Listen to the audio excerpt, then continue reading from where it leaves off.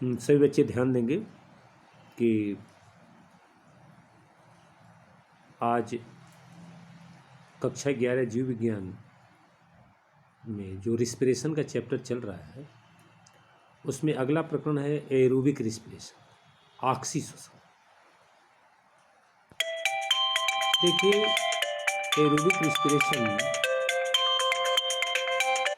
Aerobic respiration में आपको ये जानना है कि यह रिस्पिरेशन ऑक्सीजन की उपस्थिति में होता है। यह रिस्पिरेशन ऑक्सीजन की उपस्थिति में होता है। इनके लिए ऑक्सीजन आवश्यक है, लेकिन जो हमने बताया था ग्लाइकोलिसिस की क्रिया जो एंजाइमेटिक होती है, एंजाइम की सहायता से चलती है, यह ग्लाइकोलिसिस की अभिक्रिया ग्लूकोज से 2 पायरुविक एसिड बनते हैं। अब ऑक्सी श्वसन की क्रिया विधि में ये जो पायरुविक एसिड बने हैं ग्लाइकोलिसिस में, जो कोशिका के साइटोप्लाज्म में बने हैं, अब ये पायरुविक एसिड इंटर करते हैं माइटोकॉन्ड्रिया के अंदर, और जब ये माइटोकॉन्ड्रिया के अंदर जाते हैं पायरुविक एसिड, तो वहाँ पर 2 क्रियाएं होती हैं।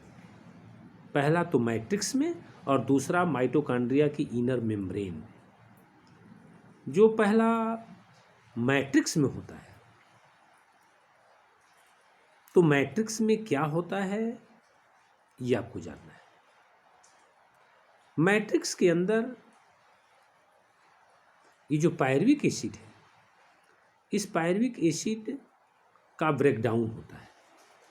ब्रेकडाउन का मतलब कि जो हाइड्रोजन आयन है और जो कार्बन डाइऑक्साइड है, ये रिमूव होते हैं। All the hydrogen atoms are removed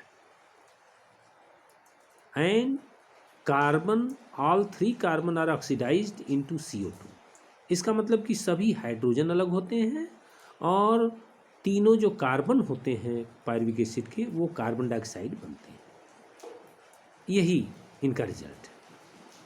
माने पायरुविक एसिड का हाइड्रोजन आयन में और CO2 में सेपरेशन हो जाता है। अब हमें ये जानना है कि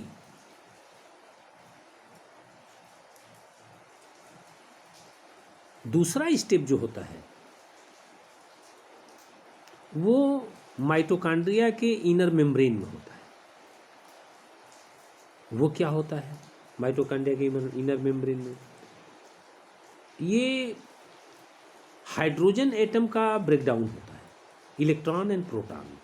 hydrogen atom are divided into electron and proton, and electron are transport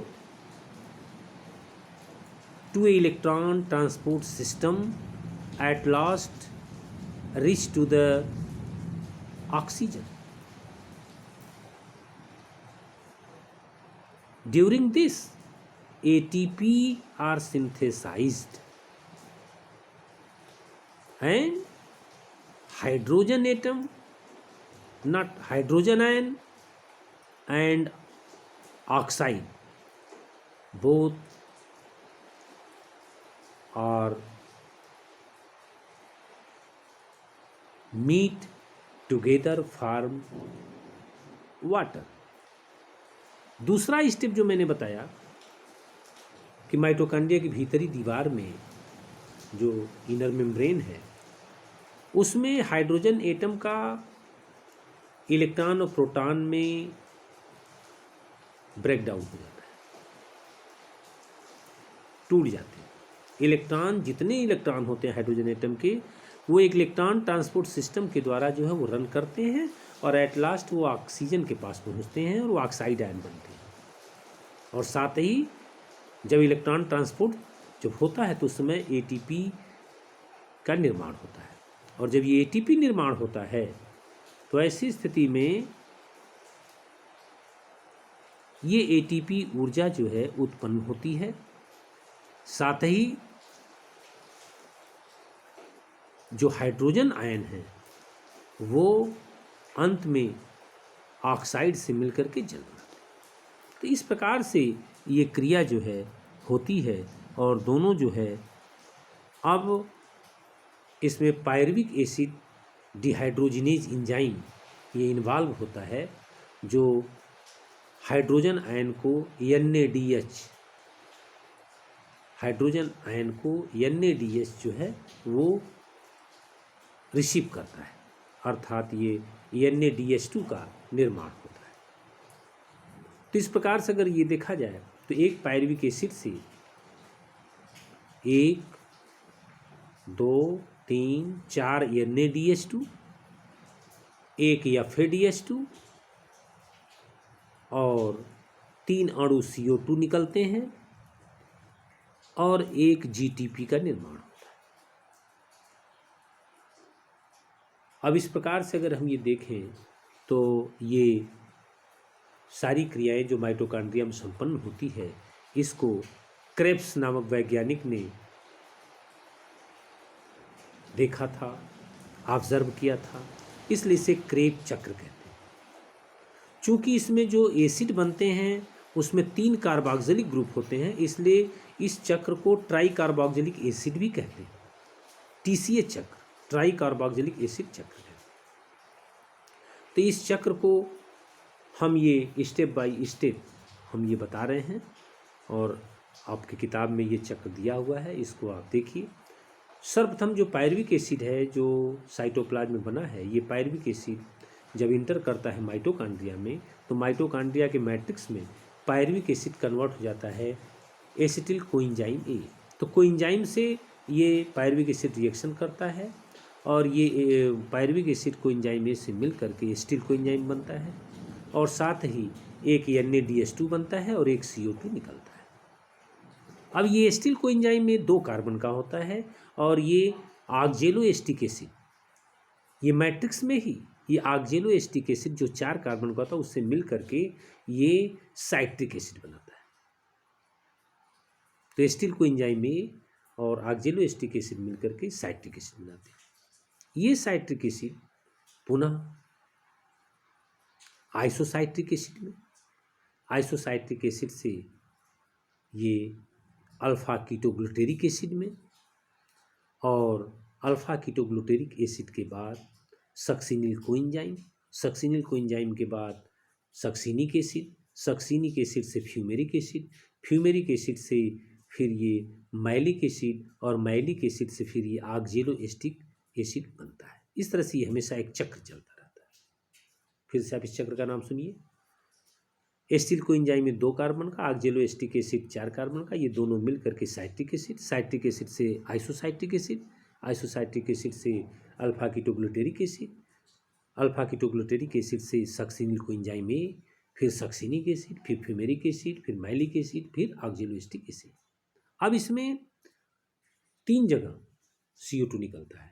एक तो जब ये पायरुविक एसिड से जब एसिटिल कोएंजाइम A बनता है तो उस समय, दूसर का अल्फा कीटोग्लूटेरिक एसिड बनते समय और तीसर का जो है अल्फा कीटोग्लूटेरिक एसिड से जब सक्सिनिल कोएंजाइम A बनता है तब। तो 3 जगह ये 3 CO2 निकलता है। और NADH2 अल्फा कीटोग्लूटेरिक एसिड, एक तो पायरुविक एसिड जब एसिटिल कोएंजाइम में बनता है तो एक NADH2 वहाँ बनता है।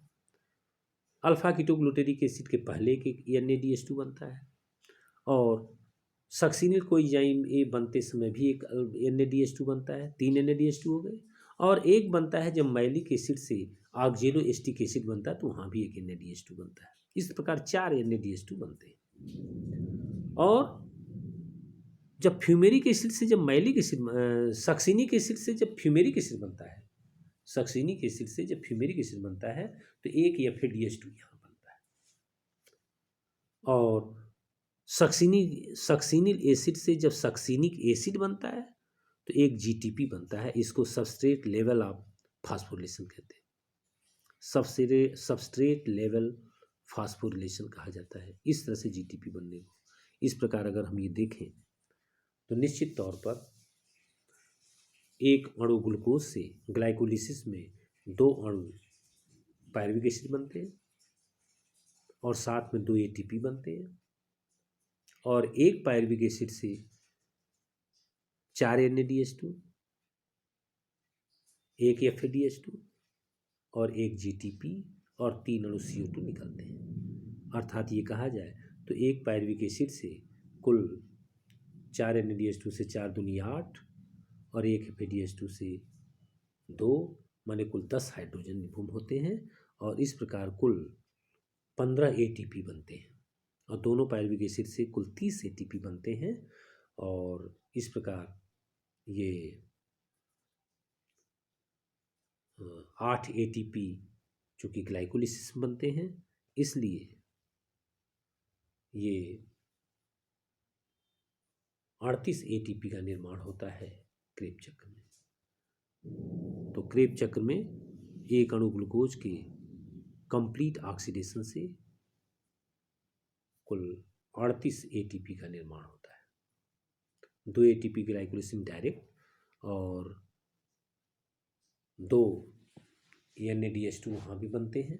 इस प्रकार एक NADH2 से 3 ATP, 2 NADH2 से 6 ATP, तो ग्लाइकोलिसिस में कुल 8 ATP बनते हैं। और क्रेब चक्र में एक पायरुविक एसिड से 4 NADH2 और एक FADH2 मतलब 5, माने 10 हाइड्रोजन से कुल 15 ATP बनते हैं।